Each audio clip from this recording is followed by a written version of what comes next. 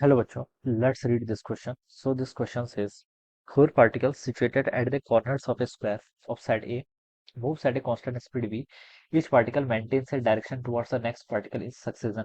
Calculate the time the particle will take to meet each other. कितना time लगेगा particles को एक दूसरे से मीट करने में, ये आपको यहाँ पर बताना है. ऑलराइट, तो देखिए बच्चों, इस क्वेश्चन का की कॉन्सेप्ट आप क्या लिख सकते हैं. The key concept of this question, आपको टाइम बताना है. इस क्वेश्चन का ना की कॉन्सेप्ट आप रिलेटिव रिलेटिव वेलोसिटी लिख लीजिए. क्या लिख लीजिए? ये देखिए आपका रिलेटिव वेलोसिटी लिख सकते हैं. ठीक है, this will be the key concept of this question. एक हो जाएगा, इस क्वेश्चन का आपका की कॉन्सेप्ट हो जाएगा. ठीक है, तो देखिए बच्चों, सिचुएशन इस तरीके से देखिए. एक आपका मान लीजिए स्क्वायर है. This is a square. ठीक है, ये आपका क्या है? स्क्वायर है. This is the square. ये आपका क्या है? स्क्वायर. ऑलराइट, यहाँ पर आपके चार पार्टिकल्स हैं. क्या आपके चार पार्टिकल्स हैं? Four particles situated at the corners of square of side a. ठीक है, एक पार्टिकल ए है मान लीजिए. यहाँ पर आपका कोई बी है. ठीक है, यहाँ पर क्या आपका सी है, और यहाँ पर क्या आपका डी है. ठीक है, एक इसको फॉलो कर रहा है, देखिए बी को फॉलो कर रहा है. क्वेश्चन में बोला गया. ठीक है, ऑल ऑल आर मूविंग. इसकी साइड देखिए, पहले स्क्वायर की साइड आपको एक इक्वल गिवन कर रखी है. ठीक है, स्क्वायर है तो चारों साइड्स क्या होंगी? इक्वल होंगी, ये बता सकते हैं. If each particle maintains a direction towards the next particle, ठीक है, towards the next particle in succession, calculate the time when they all will meet each other. ठीक है, ए देखिए किसकी तरफ जाने की कोशिश है? बी की तरफ जाने की कोशिश है. बी की कोशिश की तरफ किसकी तरफ जाने की? सी की. सी किसकी तरफ जा रहा है? डी की तरफ. और डी की वेलोसिटी सॉरी स्पीड किसकी तरफ है? ए की तरफ है. ठीक है, चारों की देखिए जो स्पीड है वो क्या है? एक दूसरे के अलावा है. ठीक है, तो बच्चों देखिए मैं क्या बता सकता हूँ कि किसी इंस्टेंट पर, ठीक है, डी किसको फॉलो कर रहा है? ए को. ए आपका यहाँ पर पहुंच गया होगा. ठीक है, तो डी की स्पीड देखिए इस डायरेक्शन होगी. This will be the direction of speed of a. ठीक है, ए किसको फॉलो कर रहा है? बी को. बी आपका यहाँ पर कहीं पहुंच गया होगा. ठीक है, तो ये इसकी जो ए की होगी. ए देखिए यहाँ पर क्वेश्चन बोला गया है कि each particle maintains a direction towards the next particle. किसी टाइम पर बी यहाँ पर पहुंच गया होगा. ठीक है, और ए की स्पीड क्या होगी? टुवर्ड्स बी होगी. ठीक है, सी देखिए बी किसको फॉलो कर रहा है? सी को. सी कुछ टाइम बाद यहाँ पर पहुंच गया होगा, तो सी की स्पीड क्या होगी? टुवर्ड्स ए होगी. ठीक है, सॉरी सी, बी की स्पीड क्या होगी? टुवर्ड्स सी होगी. ठीक है, सी किसको फॉलो कर रहा है? डी को. डी किसी टाइम पर मान लीजिए यहाँ पर पहुंच गया, तो उसकी स्पीड ऐसे हो जाएगी. ठीक है, तो इस तरीके से बच्चों आपके यहाँ पर क्या बनते रहेंगे? ऐसे डिफरेंट डिफरेंट टाइप्स के क्या बनेंगे आपके यहाँ पर? स्क्वायर बनेंगे. ठीक है, क्या बनेंगे? स्क्वायर बनेंगे. और देखिए तीनों की स्पीड सेम है. स्पीड यानी कि आपका तीनों का मैग्नीट्यूड सेम है, तो हम ये बता सकते हैं स्पीड सेम है.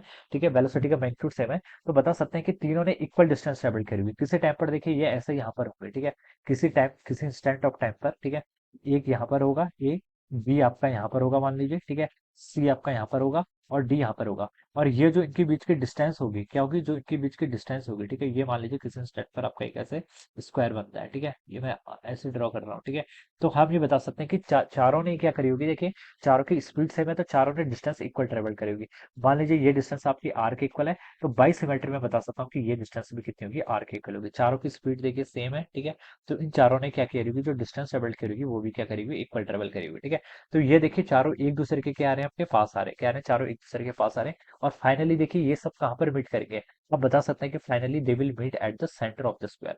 जो इस स्क्वायर का मोस्ट सिमेट्रिक पॉइंट होता है वहां पर मिलेंगे. ठीक है, जरूरी नहीं है अगर स्क्वायर की जगह अगर किसी ट्रायंगल में भी मूव कर रहे होते हैं. ठीक है, ट्रायंगल में ऐसी सेम सिचुएशन होती, तो वे फाइनली मीट कहाँ पर करते हैं? जो उसका क्या होता है? आपका मोस्ट सिमेट्रिक पॉइंट होता है वहां पर आपका क्या करते हैं? मीट करते हैं. ठीक है, अब तो हम यहाँ पर से उसको ऐसे बता सकते हैं. ऑलराइट, अब देखिए बच्चों, हमें बेसिकली टाइम बता रहे हैं.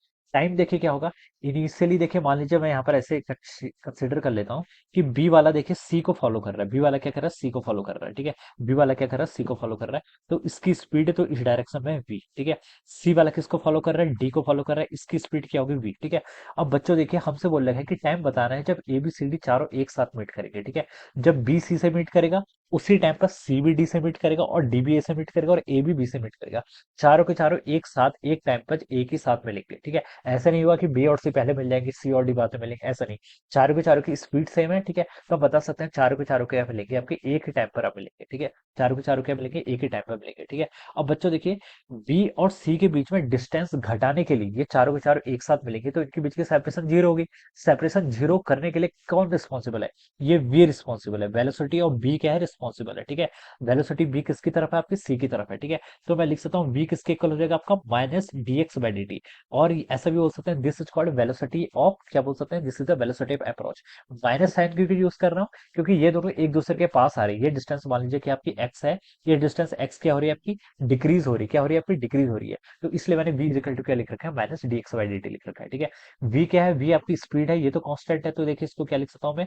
v इक्वल टू यहाँ से minus d x by d T लिख सकता हूँ. और dx को यहाँ से मैं क्या लिख सकता हूँ, आपका माइनस वी डी टी के इक्वल लिख सकता हूँ। ठीक है, अब देखिए लिमिट्स यहाँ पर पुट कर लीजिए। ठीक है, इनिशियली इनके बीच की डिस्टेंस कितनी थी, ए के इक्वल थी इनिशियली चारों के चारों। ठीक है, और फाइनली जब ये चारों के चारों मीट कर जाएंगे तब इस डिस्टेंस कितनी हो जाएगी इनके बीच की, 0। ठीक है, यही तो पूछा है उसने, जब चारों के चारों मिलेंगे। टाइम देखिए इनिशियली 0 था और जब मीट कर रहे हैं तब आपका टाइम क्या होगा, टी के इक्वल होगा। अब बच्चों देखिए इसको इंटीग्रेट कर लीजिए, dx का इंटीग्रेशन करेंगे तो x, लिमिट्स पुट करके तो 0 माइनस ए यहाँ पर हो जाएगा, माइनस साइन ये है, स्पीड तो आपकी कांस्टेंट है तो इसको इंटीग्रेशन से बाहर लेके आ गया। टाइम कितना हो जाएगा यहाँ से आपका, t माइनस 0 के इक्वल। बच्चों माइनस से आपका यहाँ पर minus sign cancel, a is equal to कितना आ गया, वी टी के इक्वल, और हमसे टाइम पूछा था तो टाइम की वैल्यू आ जाएगी यहाँ से आपकी ए बाई वी के इक्वल।